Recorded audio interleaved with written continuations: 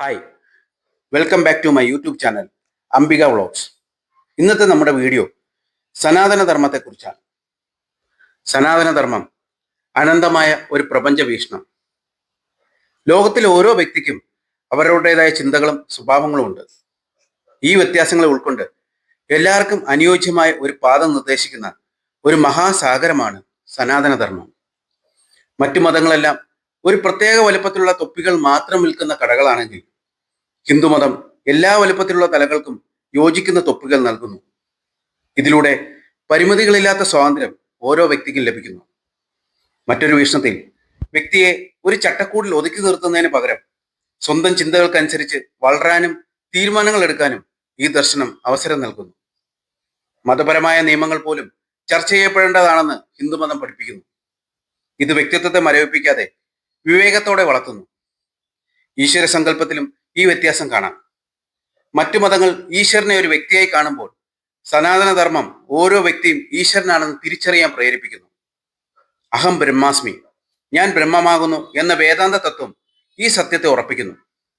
ഈ അനന്തമായ നിർഗുണ ഈശ്വര സങ്കല്പം തികച്ചും ശാസ്ത്രീയവും യുക്തിസഹവുമാണ്. കാരണം ജനനത്തിന് മുമ്പും മരണത്തിന് ശേഷവും ഒരു വ്യക്തിക്ക് ഒരു പ്രത്യേക രൂപമോ ഗുണമോ ഇല്ല. ഈ ശാസ്ത്ര സത്യത്തെ മറ്റു ദർശനങ്ങൾ പലപ്പോഴും തിരിച്ചറിയുന്നില്ല. സനാതനധർമ്മം ഒരു മഹാസമുദ്രം പോലെയാണ്. ഇതൊരു കേവലം മതമല്ല, മറിച്ച് ഭൗതിക ശാസ്ത്രത്തെയും ജീവശാസ്ത്രത്തെയും ഒരുമിപ്പിച്ച് പ്രപഞ്ചത്തെ പഠിക്കുന്ന ഒരു ദർശനമാണ്. മറ്റു മതങ്ങൾ സ്വർഗം പോലുള്ള പരിമിതമായ ആശയങ്ങളിൽ ഒതുങ്ങുമ്പോൾ ഹിന്ദുമതം മോക്ഷം എന്ന അനന്തമായ അവസ്ഥയെക്കുറിച്ച് സംസാരിക്കുന്നു. വർണ്ണം, ജാതി, വർഗം, ലോകങ്ങൾ, മറ്റ് ജീവജാലങ്ങൾ എന്നിവയ്ക്കെല്ലാം പൊതുവായ ഒരു തത്വം കണ്ടെത്താൻ സനാതനധർമ്മത്തിന് കഴിയും. ഇതെല്ലാത്തിലും ഈശ്വരനെ കാണാനും എല്ലാ മതങ്ങളെയും സത്യത്തിന്റെ അംശമുണ്ടെന്ന് വിശ്വസിക്കാനും പഠിപ്പിക്കുന്നു. അതുകൊണ്ടാണ് ഹിന്ദുമതം എല്ലാ നദികളെയും സ്വീകരിക്കുന്ന ഒരു മഹാസമുദ്രമായി മാറുന്നത്. ജീവിതത്തിൽ അനുഭവിക്കേണ്ട വിവിധ ഘട്ടങ്ങളായ ബ്രഹ്മചര്യം, ഗാർഹസ്ഥ്യം, വാനപ്രസ്ഥം, സന്യാസം എന്നിവയെക്കുറിച്ചും വ്യക്തിജീവിതം, കുടുംബജീവിതം, സമൂഹ ജീവിതം എന്നിവയെക്കുറിച്ചും ഹൈന്ദവ ഗ്രന്ഥങ്ങൾ വ്യക്തമായ മാർഗനിർദ്ദേശങ്ങൾ നൽകുന്നു. മറ്റ് ദർശനങ്ങൾ ജീവിതത്തിന്റെ ചില ഭാഗങ്ങളെ മാത്രം ചർച്ചാ വിഷയമാക്കിയപ്പോൾ ഹിന്ദുമതം പ്രകൃതിയിലെ എല്ലാ പ്രതിഭാസങ്ങളെയും ഉൾക്കൊണ്ട് ജീവിത മൂല്യങ്ങളെ ഉയർത്തിപ്പിടിക്കുന്നു.